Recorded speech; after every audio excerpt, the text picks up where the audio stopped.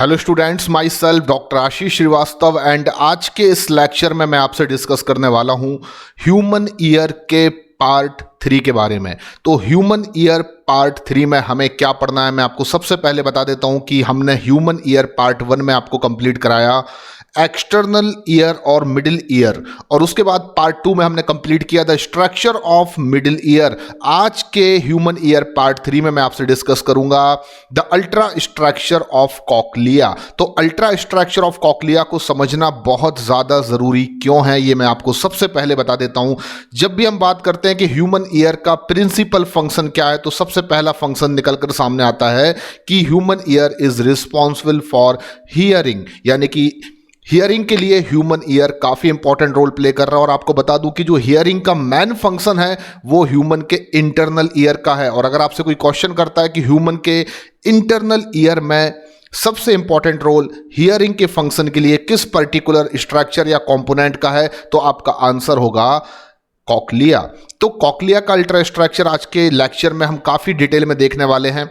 और मैं आपको सबसे पहले बता देता हूं कि हम ये ऑलरेडी जान चुके हैं कि जो ह्यूमन का इंटरनल ईयर होता है वो कंसिस्ट करता है बोनी लेविरिंथ को और मेम्ब्रेनस लेविरिंथ को। तो हमने अपने प्रीवियस लेक्चर में ये बहुत ही अच्छे से समझा है कि ह्यूमन का इंटरनल ईयर टेम्पोरल बोन में उसकी घुमावदार कैविटी के अंदर प्रेजेंट होता है, जिसको हम लेविरिंथ कहते हैं। और क्योंकि ये लेविरिंथ टेम्पोरल बोन में है, ये घुमावदार कैविटी जो है वो टेम्पोरल बोन में है, इसलिए हम कह सकते हैं कि ह्यूमन का इंटरनल ईयर जो है वो बोनी लेविरिंथ से मिलकर बना है। और उसके अंदर क्योंकि मेम्ब्रेनस लेविरिंथ भी प्रेजेंट होती है, तो अल्टीमेटली हमने ह्यूमन के इंटरनल ईयर को किस तरीके से डिफाइन किया था, मैं आपको एक बार सबसे पहले ये बता देता हूं। Internal ear of human consist of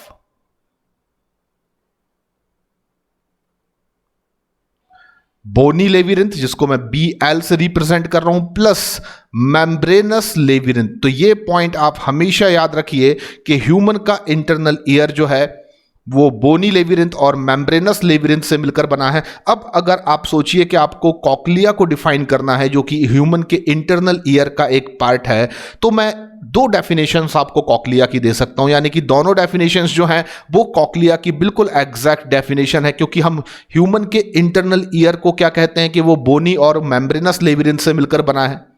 हाँ, ये बात अलग है कि मैंने आपको बताया था कि on the basis of function of hearing हम कह सकते हैं कि हम ह्यूमन के इंटरनल ईयर को दो फर्दर पार्ट में डिवाइड कर सकते हैं। एक को वहां पर मैंने कॉकलिया बोला, जो बेसिकली हियरिंग के फंक्शन के लिए रिस्पॉन्सिबल है, जबकि अनदर पार्ट जो कॉकलिया के ऊपर वाला पार्ट था, जिसमें कि सेमी सर्कुलर कैनाल थी, सेमी सर्कुलर डक्ट थी, जहां पर मेम्ब्रेनस लेविरिंथ एक बलून या दो बलून लाइक स्ट्रक्चर्स बना रहे थे, जैसे कि यूट्राइकल एंड सैक्यूल। और उसके अराउंड जो भी बोनी लेविरिंथ था उसको कलेक्टिवली मैंने वहां पर एक नया नाम दिया था आपको, वेस्टिब्यूलर एपरेटस। तो वेस्टिब्यूलर एपरेटस तो maintenance of body balance and equilibrium के लिए रिस्पॉन्सिबल है, लेकिन कॉकलिया एक ऐसा पार्ट है ह्यूमन के इंटरनल ईयर का जो बेसिकली हियरिंग के लिए रिस्पॉन्सिबल है। तो जब हम अल्ट्रा स्ट्रक्चर ऑफ कॉकलिया पढ़ना स्टार्ट करते हैं, तो पहला कंसेप्ट आप अपने दिमाग में क्लियर रखिए कि पूरा का पूरा इंटरनल ईयर, हमारा whole internal ear consist of bony labyrinth and membranous labyrinth. लेकिन अब आप देखेंगे ये डायग्राम जो है, इस डायग्राम में जो पार्ट मैंने कवर कर रखा है, आप बहुत ध्यान से इस लेक्चर को देखिए आखिरी तक। ये आपके लिए बहुत ज्यादा इंपॉर्टेंट लेक्चर है, क्योंकि ह्यूमन ईयर में पार्ट 1 और पार्ट 2 में हमने आपको जो कुछ भी बताया है, मैंने आपको जो कुछ भी बताया है वो अल्ट्रा स्ट्रक्चर ऑफ कॉकलिया और मैकेनिज्म ऑफ हियरिंग को समझने के लिए काफी इंपॉर्टेंट था। लेकिन आज का जो लेक्चर है ये बहुत ज्यादा इंपॉर्टेंट है। तो मैं सबसे पहले आप सभी बच्चों को ये बताना चाहता हूं कि इस लेक्चर को आप आखिरी तक देखिए। आपको बिल्कुल भी स्किप नहीं करना है, आपको बिल्कुल भी कंटेंट मिस नहीं करना है, क्योंकि अगर आप कोई भी कंटेंट मिस कर देते हैं तो आपको ultra structure of cochlea and mechanism of hearing जो है वो समझ में नहीं आएगा। तो देखिए, मैंने कॉकलिया को समझाने के लिए क्या किया, ये पूरा ह्यूमन का इंटरनल ईयर का डायग्राम दिखाया जा रहा है, जिसमें जो पार्ट मैंने सराउंडेड कर दिया एक सर्कुलर या एक सर्कल से मैंने जो पार्ट सराउंडेड कर दिया, that is the highly coiled part of human internal ear. Human internal ear के हाईली क्वाइल्ड पार्ट को बेसिकली हम क्या कहते हैं, कॉक्लिया। तो मैं यहां पर लिख सकता हूं the coiled portion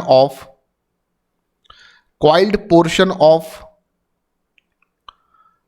internal ear, coiled portion of internal ear is called cochlea. तो एक तो ये डेफिनेशन हो गई जो आप कॉक्लिया को डिफाइन कर सकते हैं कि ह्यूमन के इंटरनल ईयर के क्वाइल्ड पोर्शन को हम क्या कह सकते हैं, कॉक्लिया। ठीक है।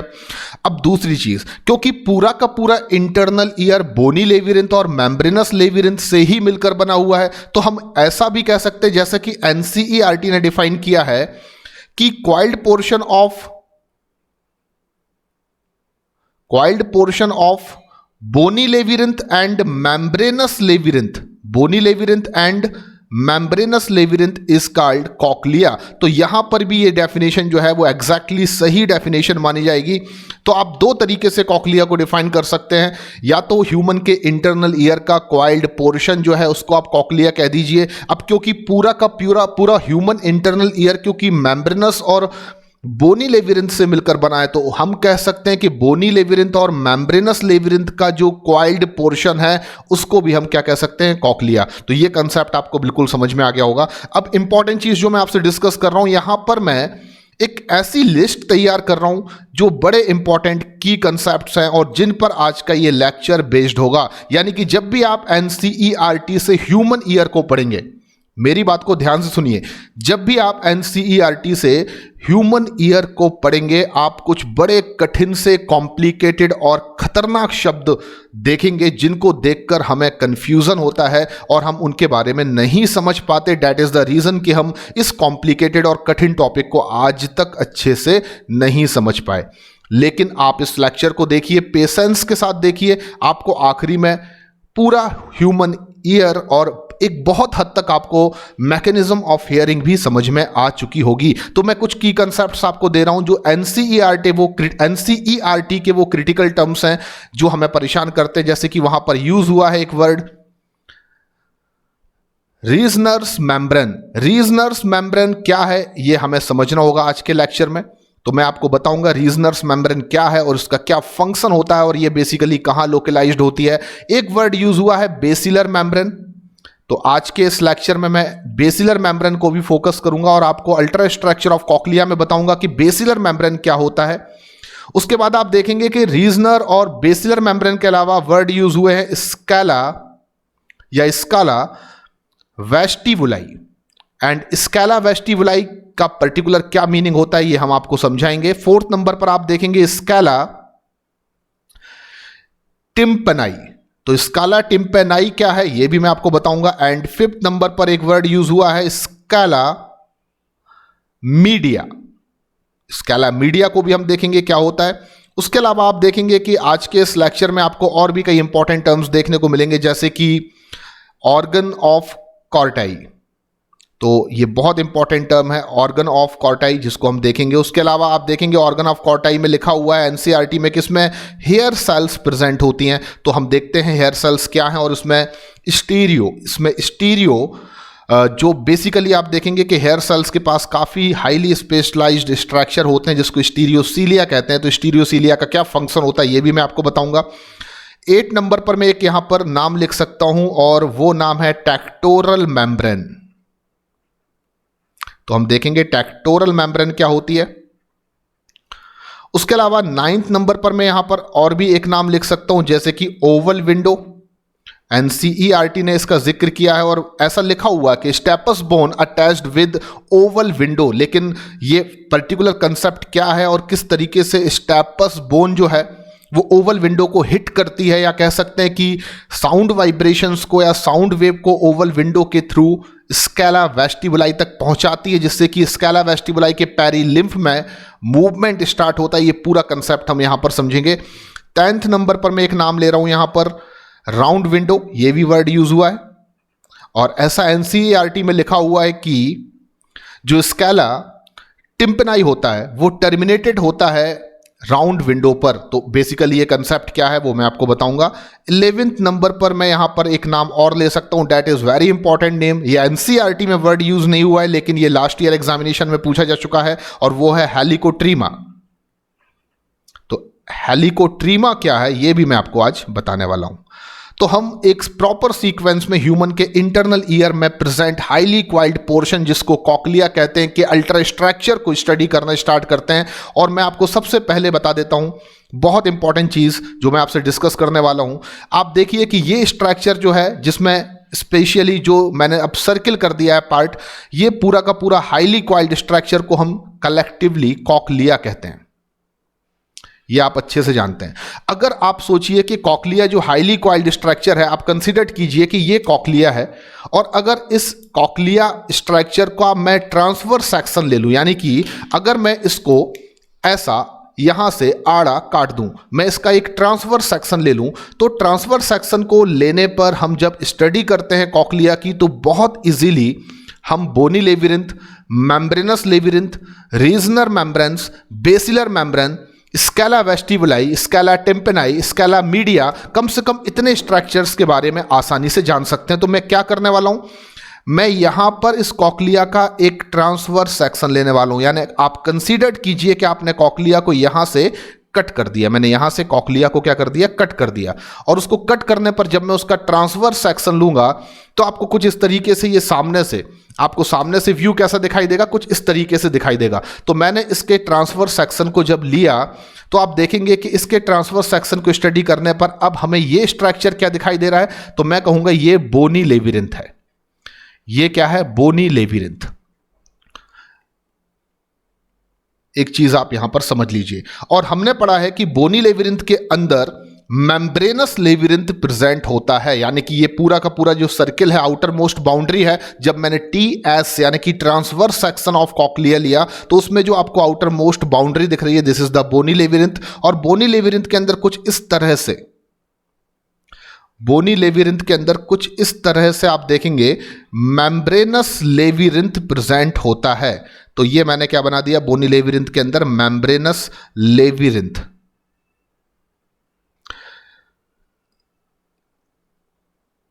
तो आपने बोनी लेबिरिंथ को बना दिया, और इसको मैं क्या नाम दे रहा हूं, दिस इज मेम्ब्रेनस लेबिरिंथ, और ये है मेम्ब्रेनस लेबिरिंथ। आप पेशेंस के साथ बस इस लेक्चर को कंप्लीट कीजिए। तो सबसे आउटर मोस्ट जो आपको बाउंड्री दिख रही है TS सेक्शन लेने पर, that is the bony labyrinth. और आप बहुत अच्छे से जानते हैं बोनी लेबिरिंथ क्या होता है। उसके अंदर लोकलाइज्ड होती है मेम्ब्रेनस लेबिरिंथ, कुछ इस तरीके से जैसे कि आपको ट्रांसवर्स सेक्शन में दिखाई दे रही है। अब सबसे इंपॉर्टेंट चीज मैं आपको बता देता हूं कि हम सभी जानते हैं कि बोनी लेबिरिंथ के अंदर एक फ्लूइड भरा होता है, यानी कि बोनी लेबिरिंथ के अंदर एक फ्लूइड भरा होता है। और जल्दी से आप चैट बॉक्स पर मुझे लिखकर आंसर दें कि बोनी लेबिरिंथ के अंदर कौन सा फ्लूइड भरा होता है। आप जल्दी से चैट बॉक्स पर मुझे लिखकर बताइए कि बोनी लेबिरिंथ के अंदर भरे हुए फ्लूइड को हम क्या कहते हैं। तो हम सभी जानते हैं कि बोनी लेबिरिंथ के अंदर एक फ्लूइड भरा होता है, ऊपर भी और यहां नीचे भी, क्योंकि बीच में मेम्ब्रेनस लेबिरिंथ है तो वहां पर भरे हुए फ्लूइड को मैं अलग से डिफाइन करूंगा। लेकिन अभी जो मैं पर्पल कलर से ये ड्रॉप बना रहा हूं वो रिप्रेजेंट कर रहे हैं ऐसे फ्लूइड को जो बोनी लेबिरिंथ के अंदर फिल्ड होता है। तो जल्दी से आप अपना आंसर जो है वो मुझे चैट बॉक्स पर लिखकर बताइए कि बोनी लेबिरिंथ के अंदर भरे हुए फ्लूइड को हम क्या कहते हैं। तो चलिए मैं आपको आंसर दे देता हूं। बोनी लेबिरिंथ के अंदर भरा हुआ जो ये फ्लूइड है उसको मैं नाम दे सकता हूं पेरिलिम्फ। तो ये फ्लूइड जो है उसको मैं पेरिलिम्फ कह सकता हूं, इसमें आपको कोई भी डाउट नहीं होना चाहिए।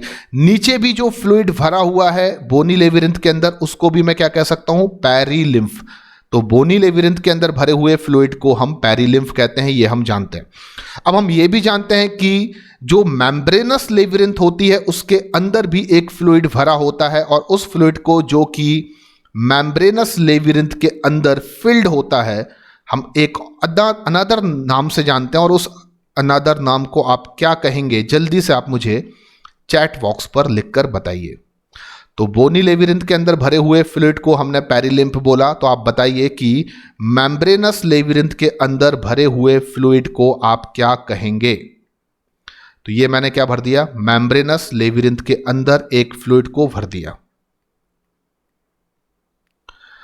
चलिए, तो मेम्ब्रेनस लेविरिंथ के अंदर भरे हुए फ्लूइड को हम क्या कहेंगे, आपको बता देता हूं, इसको हम एंडोलिम्फ कहेंगे।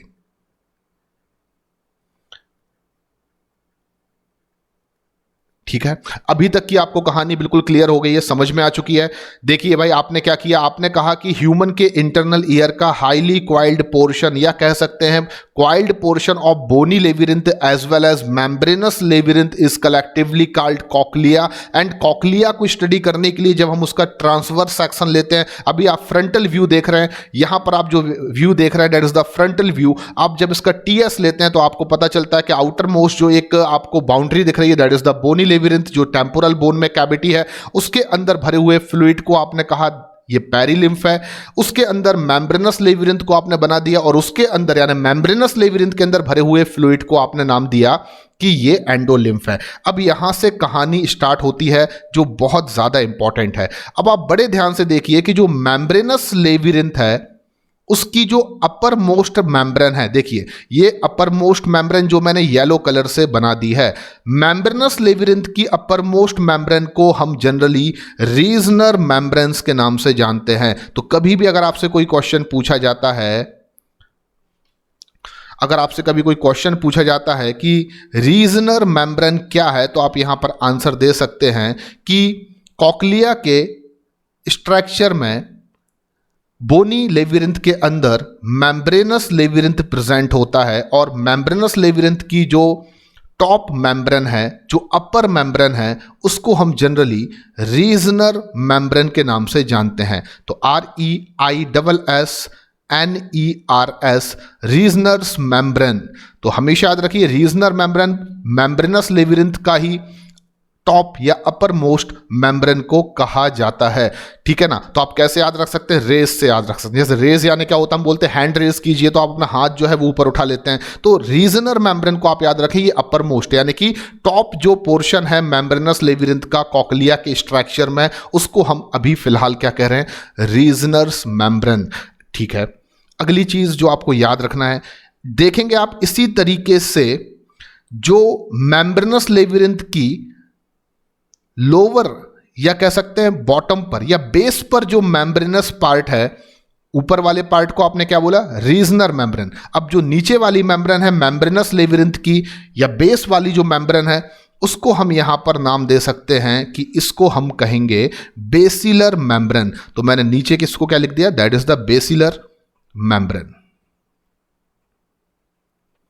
आप देखेंगे एनसीईआरटी में ह्यूमन ईयर के स्ट्रक्चर का ट्रांसफर सेक्शन आपको दिखाया गया है, जो आपको काफी कॉम्प्लिकेटेड लगेगा, पर इस डायग्राम को स्टडी करने के बाद आप जब उस स्ट्रक्चर को देखेंगे तो आपको वो अच्छे से समझ में आएगा। तो आपने अभी तक क्या देखा, बोनी लेविरिंथ क्या है, इसके अंदर भरे हुए फ्लूइड को आपने पेरिलिम्फ बोला। मेम्ब्रेनस लेविरिंथ क्या है, उसके अंदर भरे हुए फ्लूइड को आपने एंडोलिम्फ बोला। अब मैं आपको बता देता हूं कि जो रीजनर मेम्ब्रेन है उसका इंपॉर्टेंट फंक्शन क्या होता है, यानी कि ये जो स्ट्रक्चर है जिसको आपने बोला रीजनर्स मेम्ब्रेन, उसका इंपॉर्टेंट फंक्शन क्या होता है। तो मैं आपको बता दूं, रीजनर मेम्ब्रेन कॉक्लिया में एक ऐसी मेम्ब्रेन है जो बोनी लेविरिंथ को या बोनी लेविरिंथ में भरे हुए फ्लूइड यानी पेरिलिम्फ को दो सेपरेट चैम्बर में डिवाइड करने में काफी हेल्पफुल होती है। यानी कि मैं कह सकता हूं कि जो मेम्ब्रेनस लेविरिंथ है वो क्या फंक्शन परफॉर्म कर रही है, तो वो बोनी लेविरिंथ में प्रेजेंट पेरिलिम्फ को डिवाइड कर रही है। लेकिन यहां पर अगर मैं पर्टिकुलरली मेम्ब्रेनस लेविरिंथ के रीजनर मेम्ब्रेन के लिए अगर लेकर डिस्कशन करूं, तो ये ऐसी मेम्ब्रेन है जो बोनी लेविरिंथ के पेरिलिम्फ को मेम्ब्रेनस लेविरिंथ में भरे हुए एंडोलिम्फ से सेपरेट करने का काम कर रही है। आप देख सकते हैं, देखिए यहां पर रीजनर मेम्ब्रेन जो है वो क्या कर रही है, वो पेरिलिम्फ को एंडोलिम्फ से सेपरेट करने का काम कर रही है। तो अल्टीमेटली रीजनर मेम्ब्रेन जो होती है वो बोनी लेविरिंथ में भरे हुए पेरिलिम्फ को मेम्ब्रेनस लेविरिंथ में भरे हुए एंडोलिम्फ से सेपरेट रखने का काम करती है। सिमिलरली जो बेसिलर मेम्ब्रेन है वो बोनी लेविरिंथ के बेस साइड जो पेरिलिम्फ भरा हुआ है उसको सेपरेट करती है मेम्ब्रेनस लेविरिंथ के अंदर फिल्ड एंडोलिम्फ से। तो अल्टीमेटली रीजनर मेम्ब्रेन और बेसिलर मेम्ब्रेन दोनों ही कुछ इस तरीके से वर्क आउट कर रही हैं कि वो बोनी लेविरिंथ के अंदर भरे हुए पेरिलिम्फ को एंडोलिम्फ से सेपरेट होने से रोक रही हैं। अल्टीमेटली जब आप ध्यान से देखेंगे तो आपको पता चलेगा कि जो रीजनर मेम्ब्रेन है उसकी प्रेजेंस की वजह से जो बोनी लेविरिंथ के अंदर स्पेस या पेरिलिम्फ भरा हुआ है, उस पेरिलिम्फ से फिल्ड 2 डिफरेंट चैम्बर्स आपको देखने को मिलेंगे। मैं क्या कहना चाहता हूं, ध्यान से सुनिए।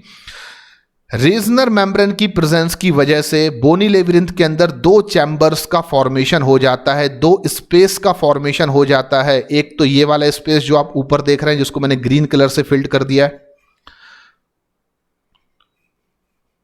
तो रीजनर मेम्ब्रेन ने क्या किया, पेरिलिम्फ को, ऊपर भरे हुए पेरिलिम्फ को एंडोलिम्फ से सेपरेट किया। इस वजह से बोनी लेविरिंथ के अंदर एक ऐसा चैम्बर बन गया ऊपर साइड जिसमें पेरिलिम्फ भरा हुआ है, और नीचे एक अदर चैम्बर बन गया जो कि बेसिलर मेम्ब्रेन की प्रेजेंस की वजह से बन रहा है, ये वाला, जिसमें कि आप देख सकते हैं कि पेरिलिम्फ सेपरेटेड है एंडोलिम्फ से। तो अल्टीमेटली रीजनर मेम्ब्रेन और बेसिलर मेम्ब्रेन की प्रेजेंस की वजह से कॉक्लिया के बोनी लेविरिंथ के अंदर आप देखेंगे 2 डिफरेंट चैम्बर का फॉर्मेशन हो जाता है, और उन दोनों डिफरेंट चैम्बर्स में क्या भरा होता है, पेरिलिम्फ। जबकि एक चैम्बर बीच में है जो मेम्ब्रेनस लेविरिंथ से घिरा हुआ है चारों तरफ से, और उसके अंदर भरे हुए फ्लूइड को हम पहले ही बता चुके हैं, आप क्या कह रहे हैं, एंडोलिम्फ। तो यहां पर मैंने 2 चैम्बर का फॉर्मेशन कर दिया, यहां पर 2 स्पेस ऐसे मैंने क्रिएट कर दिए जो कि ऊपर की साइड सेपरेट कर रही है रीजनर्स मेम्ब्रेन और नीचे की साइड सेपरेट कर रही है बेसिलर मेम्ब्रेन।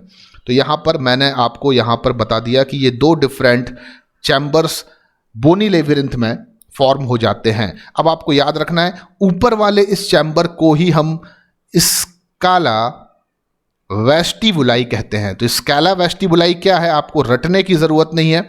बोनी लेविरिंथ के अंदर मेम्ब्रेनस लेविरिंथ प्रेजेंट है। मेम्ब्रेनस लेविरिंथ की जो टॉप मेम्ब्रेन है, अपर मेम्ब्रेन है, ऊपर वाली मेम्ब्रेन है, उसको आपने नाम दे रखा है, यहां पर आपने उसको रीजनर्स मेम्ब्रेन बोला है। और रीजनर्स मेम्ब्रेन की प्रेजेंस की वजह से जो ऊपर की साइड बोनी लेविरिंथ में भरा हुआ पेरिलिम्फ है, वो मेम्ब्रेनस लेविरिंथ के एंडोलिम्फ से सेपरेट रहता है, और ऊपर एक चैम्बर क्रिएट हो जाता है जिसको मैंने नाम दिया स्काला वेस्टिबुलाई। इसी तरह से नीचे बेसिलर मेम्ब्रेन जो है वो बोनी लेविरिंथ के पेरिलिम्फ को सेपरेट कर रही है मेम्ब्रेनस लेविरिंथ के एंडोलिम्फ से, और इस वजह से बोनी लेविरिंथ में नीचे भी एक चैम्बर का फॉर्मेशन हो जाता है, और इस चैम्बर को मैं नाम दे रहा हूं स्काला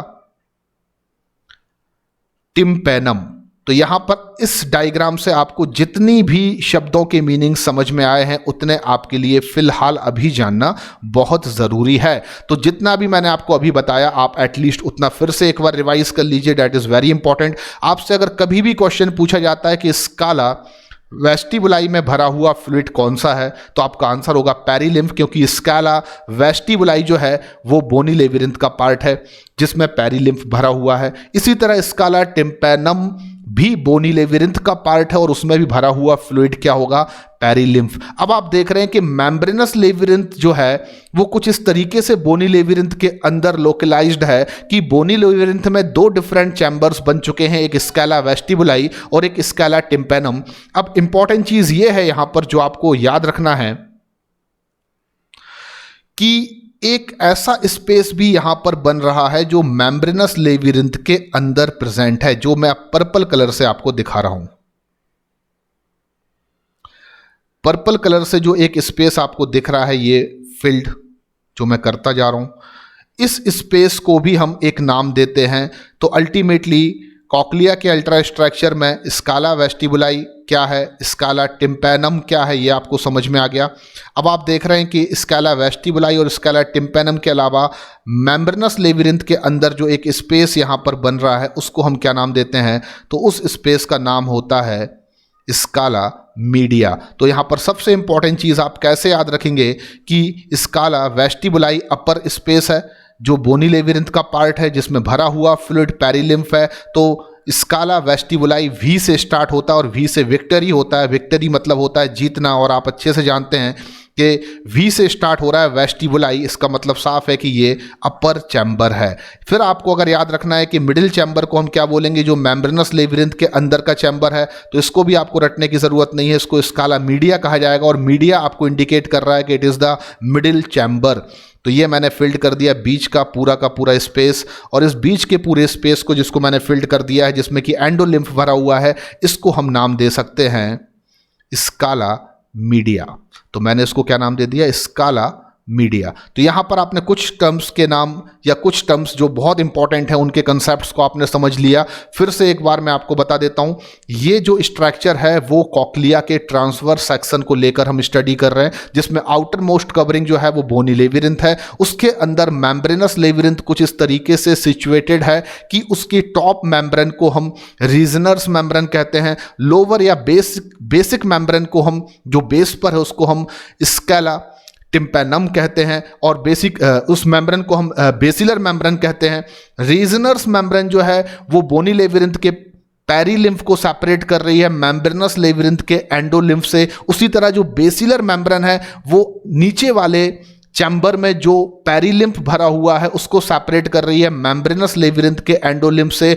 अल्टीमेटली अगर मैं बात करूं तो रीजनर मेम्ब्रेन और बेसिलर मेम्ब्रेन की प्रेजेंस की वजह से कॉक्लिया के स्ट्रक्चर में बोनी लेविरिंथ के अंदर 3 डिफरेंट चैम्बर्स का फॉर्मेशन होता है। 2 ऐसे चैम्बर्स जो बोनी लेविरिंथ के क्राइटेरिया में आते हैं, जिसमें से ऊपर वाले को हम स्केला वेस्टिबुलाई कहते हैं जिसमें पेरीलिम्फ भरा होता है, नीचे वाले चैम्बर को जो भी बोनी लेविरिंथ के ही क्राइटेरिया में आता है जिसको हम स्केला टिम्पैनम कहते हैं, और इसमें भी पेरीलिम्फ फिल्ड होता है, जबकि बीच वाले चैम्बर को जिसमें कि मेम्ब्रेनस लेविरिंथ के अंदर भरा हुआ एंडोलिम्फ आता है उसको हम स्केला मीडिया कहते हैं। तो ये कंसेप्ट आपको क्लियर हो चुका है।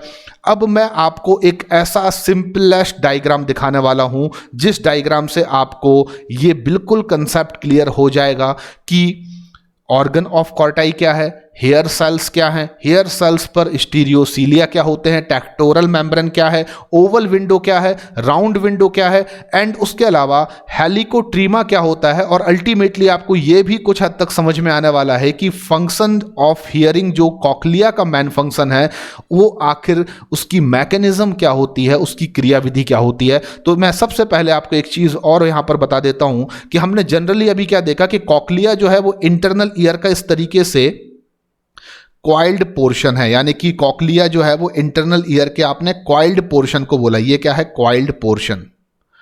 अब अगर इस क्वाइल्ड पोर्शन को मैं इस तरीके से एकदम सीधा फैला लूं यानी कि लीनियर कर लूं तो मैं कुछ इस तरीके के एक स्ट्रक्चर को बना सकता हूं, जिसमें आप देख सकते हैं कि आउटर मोस्ट ये लेयर क्या होगी? बोनी लेविरिंथ, और अंदर वाली ये लेयर क्या होंगी? तो मेम्ब्रेनस लेविरिंथ। तो आप कंसीडर कीजिए कि अगर मैं कॉक्लिया के हाईली क्वाइल्ड स्ट्रक्चर को लीनियर कर दूं, सीधा कर दूं, और उसके बाद अगर हम कॉक्लिया के अल्ट्रा स्ट्रक्चर में बाकी कंपोनेंट्स को और जो मैकेनिज्म है हियरिंग की उसको समझने की कोशिश करें, तो मुझे लगता है कि आपके लिए ये समझाना बहुत ज़्यादा आसान हो जाएगा। तो मैं क्या करने वाला हूं, मैंने कॉक्लिया जो कि हाईली क्वाइल्ड स्ट्रक्चर है उसको मैंने एकदम लीनियर कर लिया, और जब मैंने इसको लीनियर किया तो आप देख सकते हैं कि ये आउटर मोस्ट जो आपको यहां पर बाउंड्री दिख रही है इसको मैं क्या कह सकता हूं? बोनी लेविरिंथ। तो मैंने इसको नंबर 1 नाम दे दिया, और ये स्ट्रक्चर क्या हो गया? बोनी लेविरिंथ। कोई कंफ्यूजन आपको नहीं होना चाहिए। अब बस मैं क्या कर रहा हूं, अभी मैंने टीएस सेक्शन लेकर स्टडी की, अभी मैंने ट्रांसफर सेक्शन से कॉक्लिया की स्टडी की, अब मैं कॉक्लिया के स्ट्रक्चर के बाकी कंपोनेंट्स को समझने के लिए उसके क्वाइल्ड पोर्शन को सीधा कर रहा हूं, लीनियर कर रहा हूं, जिससे आपको बाकी सभी स्ट्रक्चर्स और मैकेनिज्म ऑफ हियरिंग प्रॉपर समझ में आ सके। तो सबसे आउटर मोस्ट बाउंड्री को मैंने क्या बोल दिया? बोनी लेविरिंथ। आप देखेंगे बोनी लेविरिंथ के अंदर जो येलो कलर से जो पूरी की पूरी आपको ये स्ट्रक्चर दिख रहा है ये है मेम्ब्रेनस लेविरिंथ। तो इसको मैंने सेकंड नंबर कंपोनेंट नाम दे दिया मेम्ब्रेनस लेविरिंथ। अब यहां पर आप ध्यान रखिए, मेम्ब्रेनस लेविरिंथ कॉक्लिया में बोनी लेविरिंथ के एंड तक यानी अपेक्स पार्ट तक, टर्मिनल पार्ट तक फैली होती है। आप यहां पर देख सकते हैं, देखिए मेम्ब्रेनस लेविरिंथ जो है वो बिल्कुल अपेक्स या बिल्कुल लास्ट तक, टर्मिनल तक, बोनी लेविरिंथ के टर्मिनल तक फैली होती है। लेकिन कभी भी याद रखिए कि लास्ट टर्मिनल पार्ट पर मेम्ब्रेनस लेविरिंथ जो है वो बोनी लेविरिंथ के साथ अटैच नहीं होती है, बल्कि मेम्ब्रेनस लेविरिंथ और बोनी लेविरिंथ के बीच में यहाँ पर एक मामूली सा स्पेस होता है, जिस स्पेस की वजह से ऊपर का जो ये चैम्बर है अपर चैम्बर, और जो नीचे का चैम्बर है लोअर चैम्बर, जिसको हम नाम ऑलरेडी आपको दे चुके हैं स्केला वेस्टिबुलाई और स्केला टेम्पेनम, ये आपस में कनेक्टेड हो सकते हैं। तो ये मैं आपको आखिरी में बताने वाला हूं, लेकिन फिलहाल आप देख लीजिए कि बोनी लेविरिंथ के अंदर मेम्ब्रेनस लेविरिंथ प्रेजेंट है। अब आप जानते हैं कि बोनी लेविरिंथ के अंदर भरे हुए फ्लूइड को आप क्या बोलेंगे? ये एक फ्लूइड है जो बोनी लेविरिंथ के अंदर भरा हुआ है। तो बोनी लेविरिंथ के अंदर भरे हुए इस फ्लूइड को देखिए, पूरा का पूरा बोनी लेविरिंथ में भरा हुआ जो ये फ्लूइड है उसको आप क्या नाम दे सकते हैं? तो दिस इज द पेरीलिम्फ, इसको मैंने नाम दे दिया ये पेरीलिम्फ है। एक इंपॉर्टेंट चीज यहां पर खत्म हुई। इसी तरीके से आप जानते हैं कि मेम्ब्रेनस लेविरिंथ के अंदर जो फ्लूइड भरा होगा उसको हम क्या नाम दे सकते हैं? तो इसको 4th नंबर पर हम लिख सकते हैं एंडोलिम्फ। तो 4 चीजें आपको समझ में आ गई जो आप ऑलरेडी जानते हैं। मैंने बस कॉक्लिया के स्ट्रक्चर को लीनियर कर दिया। आउटर मोस्ट इसकी जो आपको कवरिंग दिख रही है, बाउंड्री दिख रही है, वो बोनी लेविरिंथ है, उसके अंदर मेम्ब्रेनस लेविरिंथ प्रेजेंट है। बोनी लेविरिंथ के अंदर भरे हुए फ्लूइड को आपने पेरीलिम्फ बोला, मेम्ब्रेनस लेविरिंथ के अंदर भरे हुए फ्लूइड को आपने नाम दिया एंडोलिम्फ। अब अगली इंपॉर्टेंट चीज मैं आपको बता देता हूं कि जो मेम्ब्रेनस लेविरिंथ की अपर मेम्ब्रेन है, टॉप मेम्ब्रेन है, जो ये वाली जिसको मैं इस तरीके से हाईलाइटेड कर रहा हूं, तो मेम्ब्रेनस लेविरिंथ की जो अपर मेम्ब्रेन है, जो आपने टीएस में भी देखा, जब टीएस और कॉक्लिया मैंने आपको बताया अभी रिसेंटली, तो वहां भी आपने देखा कि टॉप पर जो मेम्ब्रेनस लेविरिंथ के टॉप वाली मेम्ब्रेन है उसको मैंने एक नाम दिया था। और जल्दी से चैट बॉक्स पर आप लिखकर बताइए कि मेम्ब्रेनस लेविरिंथ की अपर मेम्ब्रेन को हम क्या कहते हैं, जो पेरीलिम्फ को एंडोलिम्फ से सेपरेट भी करती है। तो इसको मैं नाम दे सकता हूं रीजनर्स मेम्ब्रेन। तो इसको मैं 5th नंबर पर रख देता हूं और ये है आपकी रीजनर मेम्ब्रेन। तो आपको समझ में आ रहा है। अब मैं फ्रंटल व्यू में आपको कॉक्लिया का स्ट्रक्चर दिखा रहा हूं और फ्रंटल व्यू में कॉक्लिया के स्ट्रक्चर में आपको जो ये ऊपर वाली मेम्ब्रेन दिख रही है इसको आप नाम दे रहे हैं रीजनर्स मेम्ब्रेन। रीजनर मेम्ब्रेन क्या कर रही है, फिर से आप एक बार देख लीजिए। ये यहां पर भरा हुआ फ्लूइड जो है वो पेरीलिम्फ है और यहां पर भरा हुआ फ्लूइड जो है वो एंडोलिम्फ है, उसको ये सेपरेट कर रही है। उसके बाद आप जानते हैं कि अगली इंपॉर्टेंट चीज कि जो मेम्ब्रेनस लेविरिंथ है उसकी जो नीचे वाली मेम्ब्रेन है, बेस वाली मेम्ब्रेन है, उसको भी हम एक नाम से जानते हैं। और इस मेम्ब्रेन को, जिसको अब मैं पर्पल कलर से हाईलाइटेड कर रहा हूं, इसको हम किसी नाम से जानते हैं और वो नाम आपको लिखकर मुझे चैट बॉक्स पर जल्दी से बताना। सभी क्वेश्चंस के आंसर आपको देने हैं। तो मेम्ब्रेनस लेविरिंथ की जो लोअर मेम्ब्रेन है, नीचे वाली मेम्ब्रेन है, उसको हम एक नाम से जानते हैं और इसको हम कहते हैं बेसिलर मेम्ब्रेन। तो मैंने यहां पर ये लिख दिया, इसको बेसिलर मेम्ब्रेन में कह सकता हूं। तो इसको मैंने 6 नंबर पर लिख दिया, बेसिलर मेम्ब्रेन। तो ये चीजें तो आप ऑलरेडी जानते थे। ऊपर वाली मेम्ब्रेन रीजनर्स मेम्ब्रेन, नीचे वाली मेम्ब्रेन बेसिलर मेम्ब्रेन। अब आपको बहुत इंपॉर्टेंट चीज मैं बताने वाला हूं।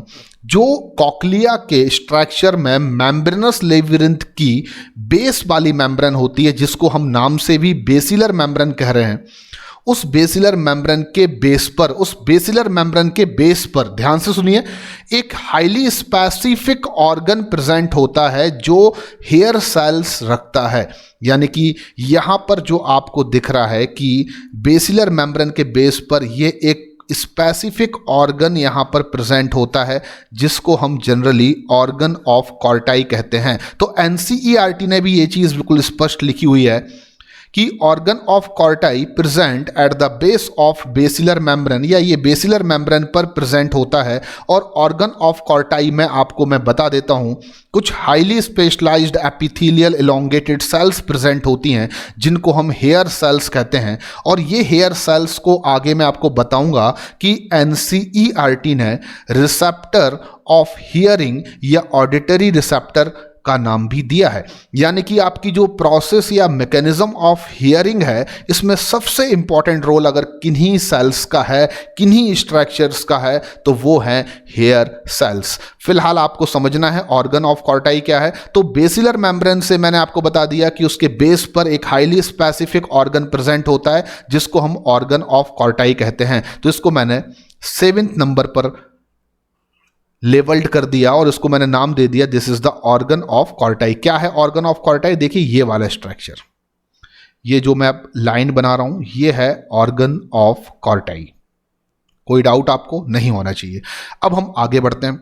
अब मैं आपको बता देता हूं कि जो ऑर्गन ऑफ कॉर्टाई होता है वो अपने ऊपर एक बहुत ही थिन और इलास्टिक मेम्ब्रेनस स्ट्रक्चर को या कवर को रखता है। यानी कि ऑर्गन ऑफ कॉर्टाई के ऊपर एक thin elastic membranous structure present होता है, जो आप इस तरीके से लहरों के समान एक मेम्ब्रेनस इलास्टिक या थिन स्ट्रक्चर देख रहे हैं। इसको हम नाम देते हैं टेक्टोरल मेम्ब्रेन। तो 8 नंबर पर मैं इसको एक नया नाम देता हूं, टेक्टोरल मेम्ब्रेन। अब एक्चुअली में कंसेप्ट क्या है वो आपको पूरा समझ में आने वाला है। बस आपको ये लेक्चर आखिरी तक देखना है। पहले आप सभी कंपोनेंट को कंप्लीट कीजिए, फिर मैं आपको बताऊंगा कि हमें आखिर कोई भी साउंड कैसे सुनाई देता है और कैसे हम इंटरप्रिटेशन कर पाते हैं कि ये साउंड जो है वो किसकी आवाज़ है, उसमें क्या बोला जा रहा है, उसका हमें क्या आंसर देना चाहिए।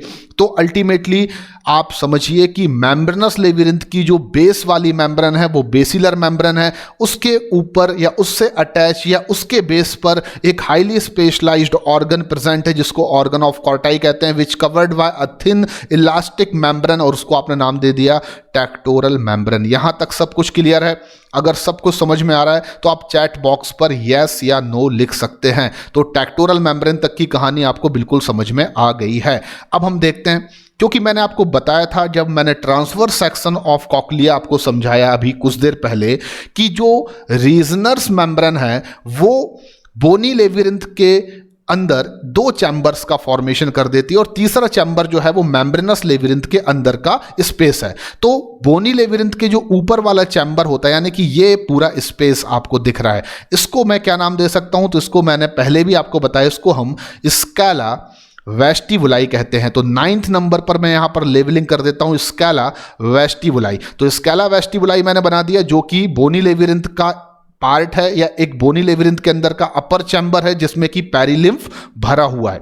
उसी तरह से मैंने आपको बताया था कि बोनी लेविरिंथ के नीचे या लोअर साइड भी एक चैम्बर का फॉर्मेशन होता है मेम्ब्रेनस लेविरिंथ में बेसिलर मेम्ब्रेन की प्रेजेंस की वजह से, और उसको मैं नाम दे सकता हूं स्काला टिम्पेनाई। तो इस स्काला टिम्पेनाई को मैं 10th नंबर पर लेवल्ड कर देता हूं। तो स्काला वेस्टिबुलाई भी आपको समझ में आ गया, स्काला टिम्पेनाई भी आपको समझ में आ गया। अब हम आते हैं आगे की ओर। अब मैंने आपसे बोला था कि जो ऑर्गन ऑफ कॉर्टाई है, क्या है ऑर्गन ऑफ कॉर्टाई, कहां लिखा हुआ है मैं आपको बता देता हूं। ये मैंने लिखा हुआ है ऑर्गन ऑफ कॉर्टाई, और ऑर्गन ऑफ कॉर्टाई कहां पर प्रेजेंट है? ये जो मैं अब येलो कलर से यहां पर हाईलाइटेड कर रहा हूं, ये पूरा का पूरा स्ट्रक्चर क्या है? Organ of Corti. तो ऑर्गन ऑफ कॉर्टाई पर मैंने आपको बताया था कि कुछ हाईली स्पेशलाइज्ड सेल्स प्रेजेंट होती हैं और उन हाईली स्पेशलाइज्ड सेल्स को हम हेयर सेल्स कहते हैं। तो देखिए कुछ इस तरीके की सेल्स जो ऑलरेडी यहाँ पर बहुत सारी बनी हुई हैं, मैं एक और सेल आपको बनाकर बताता हूँ।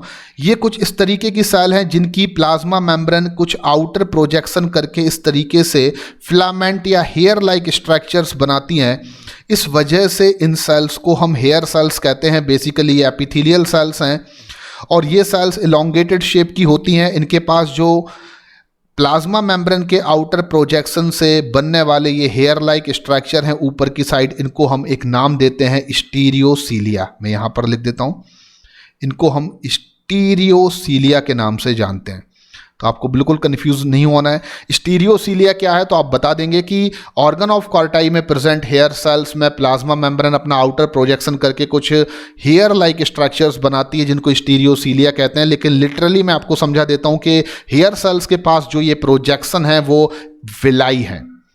हेयर सेल्स के पास जो ये प्रोजेक्शन है वो विलाई है। हालांकि इनको स्टीरियोसीलिया कहा जाता है, लेकिन आपको बता दूं हेयर सेल सीलिया कंसिस्ट नहीं करती हैं। बस उनके इन स्ट्रक्चर्स को सीलिया नाम दिया गया है, स्टीरियोसीलिया। लेकिन लिटरली अगर मैं बात करूं तो हेयर सेल्स के पास जो हेयर लाइक स्ट्रक्चर्स हैं उनकी आउटर प्लाज्मा मेम्ब्रेन के प्रोजेक्शन की वजह से वो विलाई है, ना कि सीलिया। पर आपको नाम के तौर पर याद रखना है कि इनके पास प्रेजेंट होते हैं स्टीरियोसीलिया। आगे बढ़ते हैं। अब आपको याद रखना है कि hair cells organ of Corti में कुछ इस तरीके से लोकलाइज्ड होती हैं कि उनके जो स्टीरियोसीलिया है, फॉर एग्जांपल ये मेरा हाथ क्या है? हेयर सेल, और इसकी जो फिंगर्स हैं उनको मैं बोल रहा हूं स्टीरियोसीलिया। तो ऑर्गन ऑफ कॉर्टाई में हेयर सेल्स कुछ इस तरीके से लोकलाइज्ड होती हैं कि उनके स्टीरियोसीलिया टेक्टोरल मेम्ब्रेन, ऊपर की मेम्ब्रेन को मैंने क्या नाम दिया? टेक्टोरल मेम्ब्रेन। तो थिन इलास्टिक टेक्टोरल मेम्ब्रेन से हेयर सेल के स्टीरियोसीलिया अटैच होते हैं, और जब हेयर सेल्स में मूवमेंट होता है, जो अभी नहीं होगा, हेयर सेल्स में मूवमेंट अभी नहीं होगा, लेकिन जब भी आप मैकेनिज्म ऑफ हियरिंग पढ़ेंगे तो आपको पता चलेगा कि हेयर सेल्स के स्टीरियोसीलिया में जब मूवमेंट होता है तो उस वजह से इनके स्टीरियोसीलिया टेक्टोरल मेम्ब्रेन पर बैंड हो जाते हैं, रगड़ने लगते हैं। और ऐसा कुछ होता है कि इनके बैंड होने से या रगड़ने से टेक्टोरल मेम्ब्रेन पर इन हेयर सेल्स के बेस में प्रेजेंट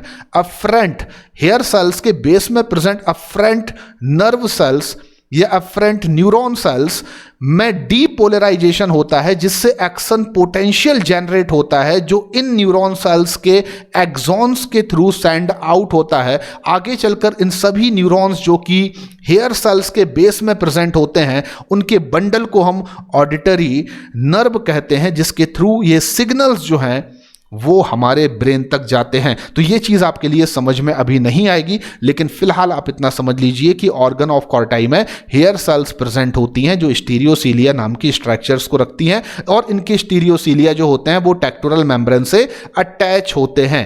एक चीज़, अब आगे बढ़ते हैं। तो हेयर सेल्स को हम लोग एक और इंपॉर्टेंट प्रॉपर्टी के बेसिस पर जानते हैं, जैसे कि मैंने बोला कि जब भी कोई साउंड वाइब्रेशन या साउंड वेव, जैसे कि हमारे एक्सटर्नल ईयर के पिन्ना ने क्या किया था, साउंड वेव को या साउंड को कलेक्ट किया था। फिर एक्सटर्नल ऑडिटरी मीटर्स जो एक्सटर्नल ईयर की एक कैविटी है, उसने ट्रांसफर्ड किया था साउंड वेव को फ्रॉम पिन्ना टू टिम्पैनम, और फिर टिम्पैनम ने साउंड वेव को ट्रांसफर्ड किया था मिडिल ईयर की 3 डिफरेंट ईयर ऑसिकल्स पर, जिनको हम सीक्वेंस में रखें तो मेलियस, इनकस और स्टेपस कहते हैं। तो फाइनली आप देखेंगे जब मिडिल ईयर की स्टेपस जो कि एक बोन है, वो साउंड वेव या वाइब्रेशंस को ट्रांसफर्ड करेगी इंटरनल ईयर में, तो आपको पता चलेगा कि फाइनली इंटरनल ईयर में कॉक्लिया में वो साउंड वेव कहाँ पहुंचेंगे, हेयर सेल्स में। और हेयर सेल्स फाइनली जो है वो रिसीव करते हैं उन साउंड वेव को। कैसे करते हैं ये आप अभी फिलहाल मुझसे मत पूछिए, इसके लिए आपको थोड़ा सा वेट करना है। लेकिन फाइनली जो साउंड वेव या वाइब्रेशंस उनको हेयर सेल आखिरी में रिसीव करती हैं, इसलिए हेयर सेल्स को रिसेप्टर ऑफ हियरिंग या ऑडिटरी रिसेप्टर कहा जाता है। तो फिलहाल आप इतना समझें कि हमारे ह्यूमन ईयर में हियरिंग का मेन फंक्शन इंटरनल ईयर का है। इंटरनल ईयर में हियरिंग का जो मेन कंपोनेंट है वो कॉक्लिया है, और कॉक्लिया में वो इंपॉर्टेंट हाईली स्पेशलाइज्ड स्ट्रक्चर जिनका ये फंक्शन लिटरली है वो हेयर सेल्स हैं। यानी सबसे इंपॉर्टेंट इंटरनल ईयर में सबसे important for the point of view of hearing अगर मैं बात करूं तो कॉक्लिया, और कॉक्लिया में सबसे important structures are hair cells, क्योंकि उनको हम रिसेप्टर ऑफ हियरिंग या ऑडिटरी रिसेप्टर कहते हैं। चलिए आगे बढ़ते हैं। अब मैंने एक चीज यहां पर अभी आपको नहीं बताई थी, वो मैं अब बता देता हूं। जैसे कि मैंने TS यानी कि ट्रांसवर्स सेक्शन ऑफ कॉक्लिया को जब लिया था तो आपसे बोला था कि ऊपर वाले चैम्बर को स्काला वेस्टिबुलाई कह देते हैं, नीचे वाले चैम्बर को स्काला टिम्पेनाई कह देते हैं। तो बीच वाला जो चैम्बर होता है ना, मेम्ब्रेनस लेविरिंथ के अंदर का जो स्पेस होता है, उसको भी मैं एक नाम दे सकता हूं, और उसको मैं यहां पर नाम देता हूं हेयर सेल्स 11th नंबर पर लेवल्ड किया, और इसको 12th नंबर पर मैं नाम देता हूं स्काला मीडिया। तो अभी तक आपको जितने भी नाम मैंने बताए वो सब आप समझ लीजिए। स्काला मीडिया वो एक स्पेस है, वो चैम्बर है जो मेम्ब्रेनस लेविरिंथ के अंदर का हिस्सा है, और इसमें भरा हुआ जो फ्लूइड होगा वो एंडोलिम्फ होगा, ये आप जानते हैं। अब हम कहानी स्टार्ट करते हैं। अब आपको जो भी डाउट्स हैं अभी तक इन स्ट्रक्चर्स के फंक्शन को लेकर, वो अब आपके डाउट्स एकदम क्लियर हो सकते हैं। आपको केवल क्या करना है, अब बहुत ध्यान से आगे के लेक्चर को सुनना है। आप कंसीडर कीजिए कि ये जो बोन यहां पर दिखाई जा रही है वो मिडिल ईयर की सबसे लास्ट बोन है, सबसे छोटी बोन है और सबसे आखिरी में है, जिसको मैं स्टेपस कह रहा हूं। तो NCERT में भी ये शब्द लिखा हुआ है कि stapes attached with oval window. तो आप हमेशा याद रखिए कि मिडिल ईयर की स्टेपस बोन इंटरनल ईयर में ओवल विंडो से अटैच होती है या ओवल विंडो को हिट करती है। यानी कि जो भी साउंड वाइब्रेशंस को मिडिल ईयर की ऑसिकल्स ने एम्प्लीफाइड किया है, उन साउंड वाइब्रेशंस या साउंड वेव को स्टेपस बोन ट्रांसफर्ड करेगी ओवल विंडो में। अब ओवल विंडो क्या है ये हमें जानना होगा, तो देखिए अब बड़े ध्यान से। यहां पर आप जो ये स्ट्रक्चर देख रहे हैं जिसको मैं पर्पल कलर से हाईलाइटेड कर रहा हूं, ये स्ट्रक्चर जो है इसको मैं नाम दे सकता हूं कि ये ओवल विंडो है।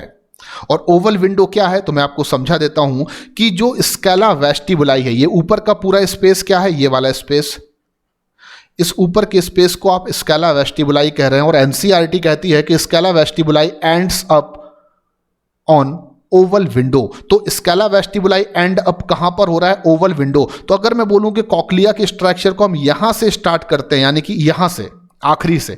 तो यहां पर मैं कह सकता हूं कि ये जो स्ट्रक्चर है इसको मैं ओवल विंडो कह रहा हूं, और जो स्केला वेस्टिबुलाई है वो एंड अप कहां पर हो रहा है, ओवल विंडो में। और ओवल विंडो पर ही स्टेपस बोन जो है वो हिट करेगी या साउंड वेव को, साउंड वाइब्रेशंस को ट्रांसफर करेगी जो वो एम्पलीफाइड कर चुकी है और उनको उसने रिसीव किया था फ्रॉम द टिम्पैनिक मेम्ब्रेन्स। तो अल्टीमेटली आप यहां पर देखेंगे कि जैसे ही स्टेपस बोन साउंड वेव या वाइब्रेशंस को ट्रांसफर करेगी ओवल विंडो में, तो वो साउंड वेव या वाइब्रेशंस ट्रांसफर्ड जैसे ही ओवल विंडो में होंगे या स्टेपस बोन जैसे ही ओवल विंडो को हिट करेगी, आप देखेंगे कि जो स्केला वेस्टिबुलाई में भरा हुआ पेरिलिम्फ है उसमें मूवमेंट होना स्टार्ट हो जाएगा।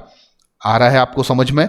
जैसे ही स्टेपस बोन साउंड वाइब्रेशंस को ट्रांसफर्ड करेगी ओवल विंडो में या ओवल विंडो को हिट करेगी वो, वैसे ही जो स्केला वेस्टिबुलाई में भरा हुआ पेरिलिम्फ है उसमें मूवमेंट होना स्टार्ट हो जाएगा। तो यहां से ये पेरिलिम्फ जो है वो मूव करना स्टार्ट कर देगा, धीरे धीरे धीरे ये मूव करना स्टार्ट कर देगा। और हम सभी जानते हैं कि ये छोटी सी जगह, यहां पर आप देखिए, ये छोटी सी जगह यहां पर जहां पर मेम्ब्रेनस लेविरिंथ अपेक्स पार्ट पर, टर्मिनल पार्ट पर बोनी लेविरिंथ से बहुत मामूली सी दूरी पर होती है, वहां पर एक बहुत माइनर सा होल होता है जिससे कि पेरिलिम्फ जो है वो ट्रांसफर्ड हो सकता है from scala vestibuli to scala tympanum.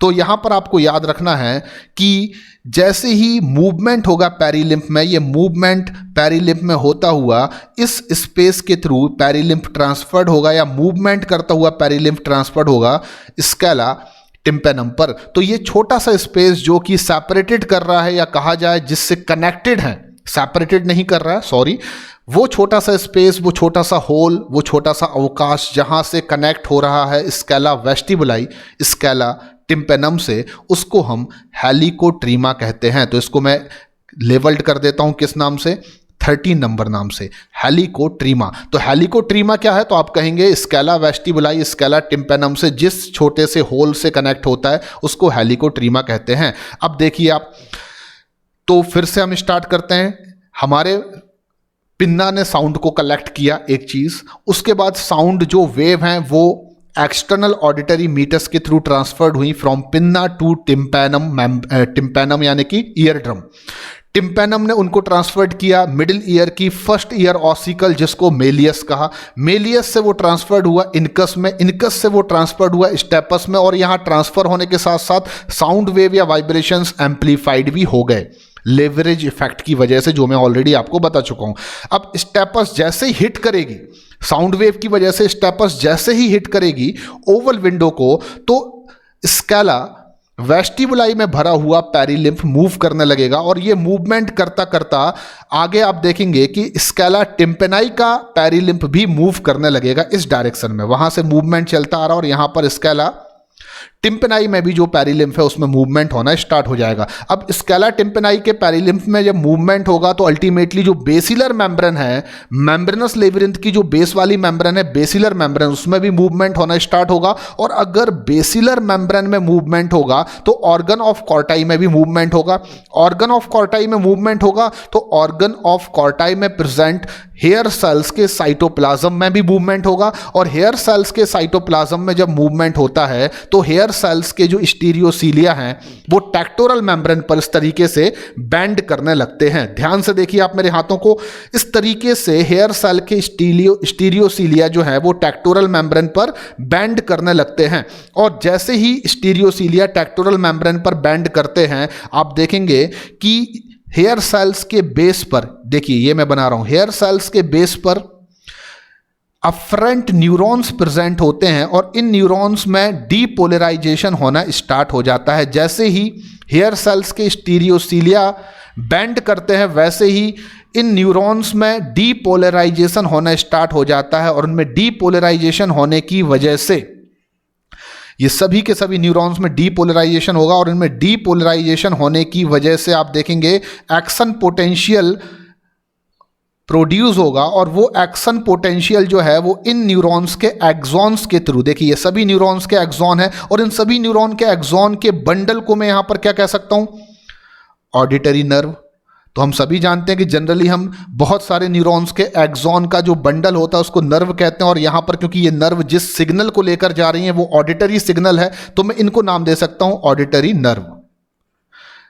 समझते चलिए, धीरे धीरे समझ में आ जाएगा। तो जितनी भी हेयर सेल्स हैं जिनने की अपने साइटोप्लाज्म में मूवमेंट किया है साउंड वाइब्रेशंस की वजह से, उनकी स्टीरियोसीलिया बैंड होने लगेंगे टेक्टोरल मेम्ब्रेन पर, और उसकी वजह से इन हेयर सेल्स के बॉटम या बेस पर प्रेजेंट जो अफरेंट न्यूरॉन्स हैं उनमें डीपोलराइजेशन होगा, उनमें एक्शन पोटेंशियल प्रोड्यूस होगा, और उस एक्शन पोटेंशियल को सेंड आउट कर दिया जाएगा इन न्यूरॉन्स के एक्सॉन्स के थ्रू, और इन न्यूरॉन्स के एक्सॉन के बंडल को हम ऑडिटरी नर्व कह रहे हैं, और इन ऑडिटरी नर्व के थ्रू ये सिग्नल जो है वो हमारे ब्रेन तक जाएगा, और जिससे ब्रेन इंटरप्रिटेशन करेगा कि ये साउंड क्या है, किसका है और कैसा है, जिसके अकॉर्डिंगली आपका ब्रेन आपको कमांड देगा और उसके अकॉर्डिंगली आप बिहेवियर करेंगे, अपनी आवाज से सामने वाले को रिस्पॉन्स देना स्टार्ट करेंगे। तो अल्टीमेटली पूरी की पूरी जो प्रोसेस है उसमें बहुत इंपॉर्टेंट रोल है उन सभी स्ट्रक्चर्स का जो कॉक्लिया के अल्ट्रा स्ट्रक्चर्स में आपने पढ़े हैं, और अभी भी आपको जो डाउट्स हैं, अभी भी जो कंसेप्ट आपके क्लियर नहीं हो रहे हैं, उसके लिए आपको मेरा ह्यूमन ईयर पार्ट 4 देखना होगा, क्योंकि उसमें मैं detail mechanism of human ear hearing आपको पढ़ाने वाला हूं, यानी कि मैकेनिज्म ऑफ हियरिंग जो है वो काफी डिटेल में हम स्टडी करेंगे ह्यूमन ईयर पार्ट 4 में। लेकिन अभी आपको काफी कुछ जानना बाकी है इस लेक्चर में, तो आप अभी तक जितना भी समझे हैं उतना याद रखिए, बाकी कंसेप्ट आपके लेक्चर 4 में कंप्लीट होने वाले हैं। अब मैं आपसे कुछ इंपॉर्टेंट चीज डिस्कस करना चाहता हूं। आपकी एनसीईआरटी में कुछ बड़े इंपॉर्टेंट शब्द लिखे हुए हैं, जैसे कि लिखा हुआ है कि stapes is attached to the oval window of the cochlea, यानी कि स्टेपस जो बोन है वो कॉक्लिया की ओवल विंडो से अटैच होती है। लेकिन जब आप इस डायग्राम को देखेंगे तो आपको बहुत कंफ्यूजन होगा, क्योंकि अकॉर्डिंग टू दिस डायग्राम ये बोन स्टेपस बोन है। आप ध्यान से देखेंगे ये स्टेपस बोन है, और यहां पर ये एक विंडो बनी हुई है जिसको ओवल विंडो बोला गया है। तो आपको समझ में आ रहा है कि यहां पर ये स्टेपस बोन है। फिर से मैं आपको बताता हूं, ये यहां पर ये स्ट्रक्चर स्टेपस बोन है, लेकिन ओवल विंडो जो है वो तो कॉक्लिया में स्कैला वेस्टिबुलाई के एंड अप होने वाले पार्ट पर प्रेजेंट होती है। तो यहां पर तो आपको इस स्ट्रक्चर को देखकर ये काफी कंफ्यूजन होगा कि स्टेपस तो कॉक्लिया से काफी दूरी पर प्रेजेंट है। इस कंसेप्ट को क्लियर करने के लिए मैं आपको एक नया डायग्राम दिखा रहा हूं, आप ध्यान से देखेंगे। इस डायग्राम से आपको ये सेंटेंस बहुत अच्छे से समझ में आएगा। हमेशा याद रखिए, एनसीईआरटी के टिपिकल डायग्राम में ये समझना बहुत कठिन हो जाता है कि स्टेपस जो है वो कॉक्लिया के ओवल विंडो से अटैच होती है, लेकिन लिटरली जो सही 3D डायग्राम है उसके अकॉर्डिंगली आपको यहां पर बताऊं तो आप इस डायग्राम से समझ सकते हैं। ये जो है स्टिरअप शेप्ड, ये यहां पर स्टिरअप शेप्ड बोन्स को हम कह रहे हैं स्टेपस, और आप देखेंगे स्टेपस बोन जो है वो यहां पर एक विंडो है, यानी कि जहां पर कॉक्लिया का स्कैला वेस्टिबुलाई ओपन हो रहा है, वहां पर एक विंडो है जिसको मैं नाम दे रहा हूं ओवल विंडो। और इस डायग्राम में आप स्पष्ट देख सकते हैं कि जो स्टेपस बोन होती है वो कॉक्लिया के ओवल विंडो से अटैच होती है। और वैसे भी आपको पूरी कहानी में एक बार फिर से बता देता हूं अगर समझ में नहीं आई है, कि यहां पर ईयर पिन्ना से साउंड वेव जाएगी, कलेक्ट कर यहां पर साउंड वेव को भेजा जाएगा एक्सटर्नल ऑडिटरी मीटर्स के थ्रू अंदर। ये ऑडिटरी मीटर्स के थ्रू साउंड वेव अंदर आ रही है। उसके बाद टिम्पेनम जो है वहां पर साउंड वेव को ट्रांसफर कर दिया जाएगा। टिम्पेनम से साउंड वेव को ट्रांसफर कर दिया जाएगा 3 ईयर ऑसिकल्स जो मिडिल ईयर में प्रेजेंट है, जो साउंड वेव को transfer as well as amplified करेंगी। और सबसे लास्ट बोन जिसको हम स्टेपस कह रहे हैं वो ओवल विंडो से अटैच होती है कॉक्लिया की। और ओवल विंडो कॉक्लिया में क्या है, तो जहां पर कॉक्लिया का स्कैला वेस्टिबुलाई एंड अप होता है या जहां से साउंड वेव एंटर करता है फ्रॉम स्टेपस, उस पर्टिकुलर विंडो को ओवल विंडो कहा जाता है। जैसे ही स्टेपस ओवल विंडो को हिट करती है, स्कैला वेस्टिबुलाई में भरा हुआ पेरिलिम्फ में मूवमेंट होता है, जिससे हेलिकोट्रीमा के थ्रू पेरिलिम्फ में मूवमेंट होता हुआ स्कैला टिम्पेनाई तक पहुंच जाता है। और स्कैला टिम्पेनाई के पेरिलिम्फ में जैसे ही मूवमेंट होता है, आप जानते हैं कि बेसिलर मेम्ब्रेन में भी मूवमेंट होना स्टार्ट हो जाता है, जिससे कि ऑर्गन ऑफ कॉर्टाई में मूवमेंट होता है, जिससे हेयर सेल के साइटोप्लाज्म में मूवमेंट होता है, जिससे हेयर सेल्स की स्टीरियोसीलिया टेक्टोरल मेम्ब्रेन पर मूवमेंट या बैंड करने लगती हैं, जिससे उन हेयर सेल्स के बेस पर प्रेजेंट अफरेंट न्यूरॉन्स में डीपोलराइजेशन होता है जिससे एक्शन पोटेंशियल प्रोड्यूस होता है जो एक्सॉन्स के बंडल यानी ऑडिटरी नर्व के थ्रू हमारे ब्रेन तक जाता है, जिससे हम किसी भी साउंड को या साउंड का इंटरप्रिटेशन कर पाते हैं। लेकिन यहां पर आपको एक और इंपॉर्टेंट चीज मैं बता देता हूं, जब कोई भी साउंड वेव या कह सकते हैं साउंड वाइब्रेशंस पेरिलिम्फ में आते हैं और पेरिलिम्फ में आने के बाद वो बेसिलर मेम्ब्रेन को मूव करेंगे या ऑर्गन ऑफ कॉर्टाई में उसकी वजह से मूवमेंट होगा या हेयर सेल्स की स्टीरियोसीलिया में मूवमेंट होगा, तो यहाँ पर ऑडिटरी नर्व्स के थ्रू हमारे ब्रेन में सिग्नल चले जाते हैं। लेकिन यहाँ पर एक और विंडो होती है जिसको मैं लेवलिंग कर रहा हूँ 14 नंबर से। तो यहाँ 14 नंबर पर मैं एक लेवलिंग कर रहा हूँ जिसको मैं राउंड विंडो बोल रहा हूँ, और राउंड विंडो ओपन या टर्मिनेट होती है। मैं यहां पर NCERT के वर्ड यूज करूंगा। जो स्केला टिम्पेनाई है वो टर्मिनेट होती है राउंड विंडो पर, यानी कि राउंड विंडो ये वाला स्ट्रक्चर है आप देख रहे हैं, ये राउंड विंडो है, और ये वाला स्पेस जो चैम्बर है उसको हम स्केला टिम्पेनाई कह रहे हैं। तो टिम्पेनाई जो है वो टर्मिनेट होता है राउंड विंडो पर, और राउंड विंडो का फंक्शन क्या होता है तो मैं आपको बता देता हूं कि जो साउंड वेव या वाइब्रेशंस जो प्रेशर हमारे पेरिलिम्फ में आता है वो इस राउंड विंडो के थ्रू रिलीज हो जाता है। तो आपने एक कहावत सुनी होगी कि जब हम किसी की बात को ध्यान से नहीं सुनते हैं तो कहा जाता है एक कान से सुना और दूसरे कान से निकाला, पर लिटरली सच्चाई ये है कि हम जिस कान से सुनते हैं उसी कान से निकाल भी देते हैं, क्योंकि जो भी साउंड वाइब्रेशंस या प्रेशर हमारे पेरिलिम्फ में गया था वो हमारी हेयर सेल्स को स्टिमुलेट करने के बाद, उनकी स्टीरियोसीलिया को बेंड करने के बाद, न्यूरॉन्स को डीपोलराइज करने के बाद वो प्रेशर रिलीज हो जाएगा from the round window and round window open into middle ear. That is the very important point और ये NCERT में लिखा हुआ है। तो राउंड विंडो फाइनली कहां पर ओपन होती है? मिडिल ईयर में, यानी कि जो मिडिल ईयर से साउंड वेव गई थी वो अपना काम करके वापस मिडिल ईयर में आ गई, और middle ear connected by Eustachian tube with pharynx, ये भी हमने पढ़ा है। तो फाइनली जो हमने साउंड वेव को लिया था उन साउंड वेव को हमने वापस निकाल भी दिया, रिलीज भी कर दिया। चलिए आगे बढ़ते हैं। अब मैं यहां पर दो इंपॉर्टेंट सेंटेंस आपसे डिस्कस करने वाला हूं। इस पूरे लेक्चर का जो सबसे बड़ा मंत्र है वो आपको याद रखना है। पहली इंपॉर्टेंट चीज कि जो स्केला वेस्टिबुलाई है जो कि अपर चैम्बर है, जो रीजनर्स मेम्ब्रेन सेपरेट कर रही है बोनी लेबिरिंथ को या उसमें भरे हुए पेरिलिम्फ को एंडोलिम्फ से, उसकी वजह से जो एक चैम्बर ऊपर बन रहा है स्केला वेस्टिबुलाई, आपको बता दूं वो एंड होता है एट द ओवल विंडो, जो मैं आपको बता चुका हूं। और ओवल विंडो हम कह सकते हैं वो जगह है जहां पर स्टेपस अटैच होती है या स्टेपस ओवल विंडो को ही हिट करता है। सेकेंड इंपॉर्टेंट चीज की जो स्केला टिम्पेनाई है वो टर्मिनेट्स होती है एट द राउंड विंडो, ये भी हम आपको बता चुके हैं, और ओपन होती है फाइनली मिडिल ईयर में। तो जो भी प्रेशर पेरिलिम्फ में जाता है वो रिलीज हो जाता है स्केला टिम्पेनाई की राउंड विंडो के थ्रू फाइनली, और वो ओपन होती है मिडिल ईयर में।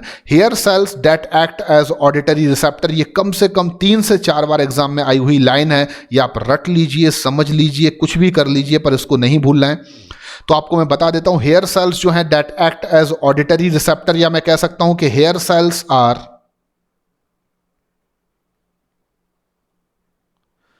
Receptor of hearing. ये दोनों सेंटेंस एक ही हैं, बस आपको रट लेना है कि hair cells act as auditory receptor और hair cells are receptor of hearing.